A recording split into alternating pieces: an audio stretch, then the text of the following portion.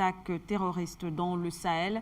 Ces derniers jours, il y a eu plusieurs attaques du côté du Burkina, entre autres du Niger ou encore du Tchad. On essaye de comprendre, on en parlait d'ailleurs, on en a parlé en quelques mots lors de notre, un peu plus haut dans notre discussion, lorsqu'on parlait de la disparition justement du maréchal Idriss Déby Itno, avec la recrudescence aussi des attaques terroristes. Alors comment est-ce que vous expliquez cet état des choses?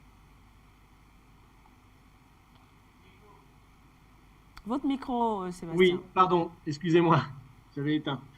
Euh, je pense qu'il y a une histoire, et Monsieur Abina l'a mentionné tout à l'heure, c'est-à-dire qu'à partir du moment où on comprend que les pays d'Afrique ont subi une politique de non-développement, évidemment, la misère terreau du terrorisme ne peut que se développer jusqu'aux attaques récentes qu'on a vues et qui sont catastrophiques et qui me mettent, je peux vous dire, dans une colère totale. Pourquoi ça me met en colère? Parce que je vais simplement vous citer deux exemples. En 2010, a eu lieu à N'Djamena, au Tchad, une conférence, le Forum mondial de l'eau, où Idriss Déby était l'organisateur, Monsieur Kadhafi était présent, et à l'époque, ils avaient proposé, si vous voulez, de réfléchir à un grand projet de développement pour la région qui s'appelait le projet Transaqua, qui consiste à re-irriguer le lac Tchad, développer des zones agro-industrielles, faire des barrages hydroélectriques en Centrafrique. Le président centrafricain était également là. Travailler avec également la République démocratique du Congo, puisque le canal se prolongerait jusque dans les affluents de l'Est du Congo. Donc, toute une politique de développement économique, infrastructurel, technologique avait été pensée à l'époque lors de cette conférence. Évidemment, on sait ce qui en a résulté, c'est que Kadhafi a été mis, je dirais, hors d'état de nuire. Ça, c'est un premier exemple qui a créé le chaos dans la région. Maintenant, c'est 30 millions de personnes qui souffrent dans la région d'insécurité alimentaire, déplacement, etc., etc. Donc, c'est une catastrophe alors que le projet avait été proposé dès 2010. Rien n'a été fait. Le deuxième exemple que je voulais prendre, c'est un peu plus tard, en 2008, quand justement le président du Niger à l'époque, Mamadou Tandja, avait essayé de relancer la dynamique de développement autour du projet Africa Rail, qui était le projet, vous savez, cette boucle ferroviaire qui part d'Abidjan, qui va jusqu'au Burkina Faso, Ouagadougou, qui va jusqu'à Niamey, qui redescend jusqu'à Porto Novo et Lomé. C'est-à-dire tout un environnement de développement infrastructurel, justement, pour que la paix, le développement, l'enrichissement de la population ne permettent pas, justement, le développement du terrorisme qui était alors déjà poussé par cette politique de non-développement. Donc vous avez ces deux exemples dans le cadre du projet Transaqua qui aurait pu créer des millions d'emplois dans la région. Le projet Africa qui a été saboté, puisque je rappelle que quand Mamadou Tandja avait signé, avait approché la Chine à l'époque pour lancer ce projet de développement ferroviaire, quelques semaines plus tard, il était par miracle, évidemment, et par hasard, renversé par un coup d'État. Donc on voit bien qu'à chaque fois que ces pays dans cette région, et aujourd'hui je suis très attristé parce que j'étais récemment en Côte d'Ivoire, je vois que ça touche de plus en plus la Côte d'Ivoire, tous ces pays où des projets de développement d'économie physique, d'économie réelle, parce qu'à un moment donné, il faut arrêter de rester dans des accords de paix, dans des dialogues de réconciliation, dans des blablas de séminaires et de conférences où on parle et on ne fait rien. C'est par ce développement de ces projets, et c'est ça le vrai ennemi de l'oligarchie.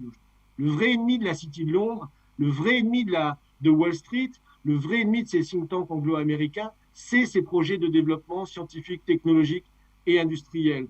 Donc moi, je dis aux Africains, voilà, c'est des projets qui sont les vôtres. C'était discuté dans les années 60 par Nkrumah, par les gens des révolutionnaires camerounais, par Modibo Keïta. Tous ces gens-là avaient déjà toute cette politique de développement prête. Donc il faut revenir à cet état d'esprit. Il faut que les Africains se réapproprient finalement ces projets, se libèrent du FMI, de la Banque mondiale, de l'aide, soi-disant l'aide de développement occidentale. Ils doivent en terminer purement, simplement et de manière unilatérale avec cette politique-là, lancer leur propre banque de développement, créer des banques nationales au niveau de leurs États-nations souverains, faire des institutions de planification économique et lancer immédiatement tous ces grands projets de développement infrastructurel pour justement que demain, on arrête de voir des femmes, des enfants, des dizaines, des centaines d'hommes, jour après jour, mourir dans ces attentats terroristes. Sébastien Périmoni, en une minute, s'il vous plaît, toujours sur la question, en une minute, au regard justement de la recrudescence de ces attaques, on a en droit une fois de plus de s'interroger sur la présence des forces étrangères dans le Sahel, à l'instar de la force Barkhane, par exemple.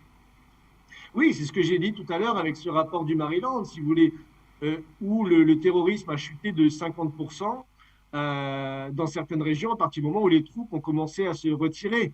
Et l'exemple inverse, c'est que justement, il y a cette carte, si vous regardez, il y a une carte animée qui a été mise sur Internet. Je pense que les auditeurs d'Afrique Média ont dû la voir, où on voit que depuis le lancement de l'opération Barkhane, qui a été faite par la France, hein, l'initiative de la France, bah, on voit se développer dans la région, au fur et à mesure des années qui passent, de plus en plus d'attentats terroristes, de plus en plus de morts, et une région où le terrorisme se développe sur des étendues de plus en plus larges, comme je disais, jusqu'en Côte d'Ivoire, demain la Guinée, pourquoi pas le Sénégal, etc., etc. Donc on voit bien qu'il y a un lien direct entre présence militaire occidentale et développement du terrorisme.